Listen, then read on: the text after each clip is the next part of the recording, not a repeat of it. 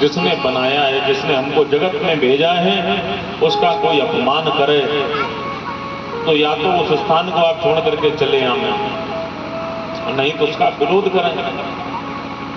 उत्तरा ने भगवान से प्रार्थना की, प्रभु लोग आपका यश जो सर्वत्र फैला हुआ है कलंकित होगा, इसलिए मेरी यही प्रार्थना है, आप मेरी रक्षा करें।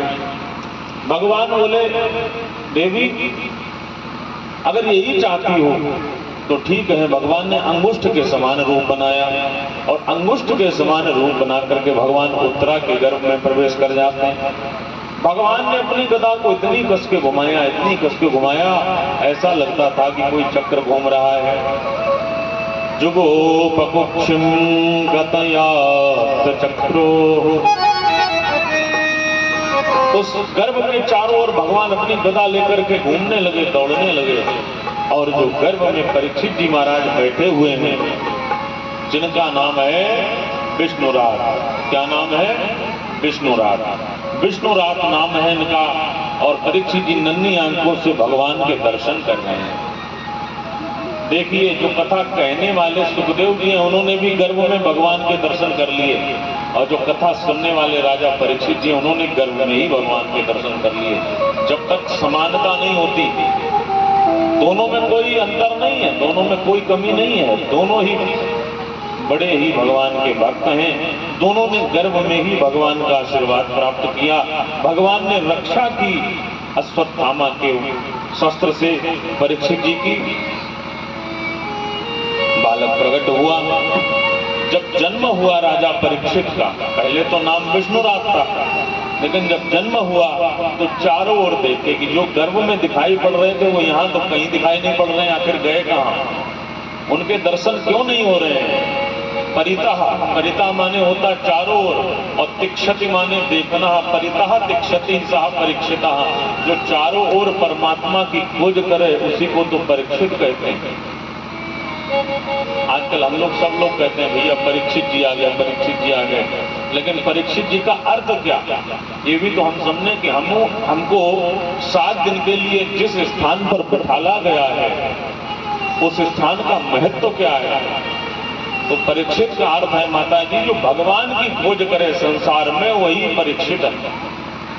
संसार को तो खोजते ही हैं लोग, लेकिन जो भगवान की संसार में खोज कर लावे उसी को परीक्षित कहते हैं। जग में भगवान को ढूंढे कि भगवान कहाँ है, कहीं इनके भीतर तो नहीं, कहीं इनके भीतर तो नहीं, कहीं आपके भीतर तो नहीं।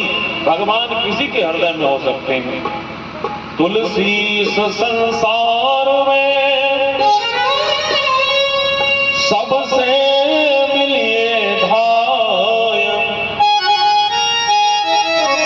ना जाने किस वेश में नारायण मिल जाए। आज भगवान के दर्शन से परीक्षित जी का चित्र दीभूत हो गया।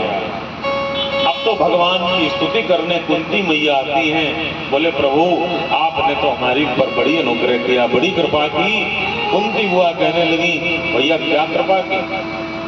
भगवान बोले क्या कृपा की, तो हमारा कर्तव्य था। कुंती बुआ कहने लगी भगवत पर आपने हमारा साथ दिया, और जब हमें सुख प्राप्त हुआ तो आप छोड़ करके जा रहे हो प्रभु। जब जब हमारे जीवन में दुख आया तब तक आपका साथ रहा, और आज जब मेरे जीवन में सुख का क्षण आया, हमारे पुत्रों को अच्छा राज्य प्राप्त हो गया, अच्छा पद प्राप्त हो गया, प्रतिष्ठा प्राप्त हो गई, सम्मान प्राप्त हो गया, तब आप छोड़ करके जा रहे हैं।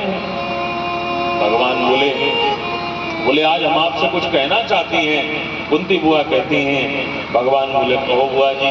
बोले आज ना हम बुआ हैं ना आप भतीजे हैं, आज कोई दूसरा ही नाता है। भगवान बोले क्या नाता? बोले आज कुछ बोलना मत, क्योंकि जब भी तुम कोई संबंध स्थापित कर देते हो तो माया प्रकट हो जाती है, और माया में जीव भूल जाता है कि तुम ब्रह्म हो, भगवान हो। लेकिन अब मैं तुम्हें अच्छे से पहचान चुकी हूं कि तुम भगवान हो, इसलिए मेरी स्तुति स्वीकार करो। बोले नमस्ते पुरुषम त्वाद्यम ईश्वरम प्रकृते परम अलक्ष्यम अलक्ष्यम सर्वभूतानां अंतर बहिर्वस्थितम्।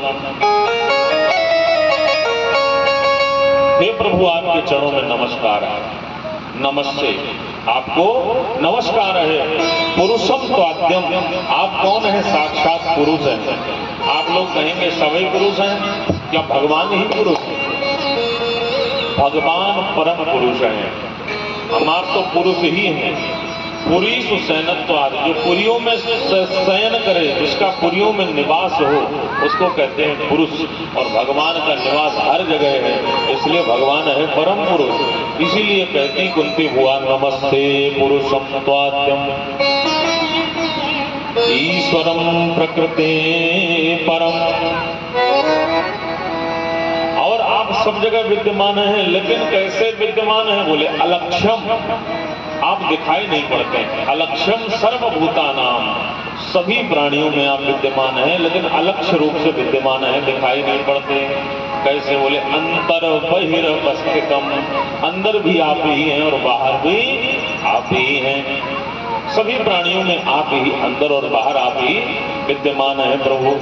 भगवान बोले फिर दिखाई क्यों नहीं देते? बोले इसलिए नहीं दिखाई देते हैं कि सब पर माया का पर्दा पड़ा हुआ है, सबके नेत्रों पर माया रूपी पर्दा पड़ा हुआ है।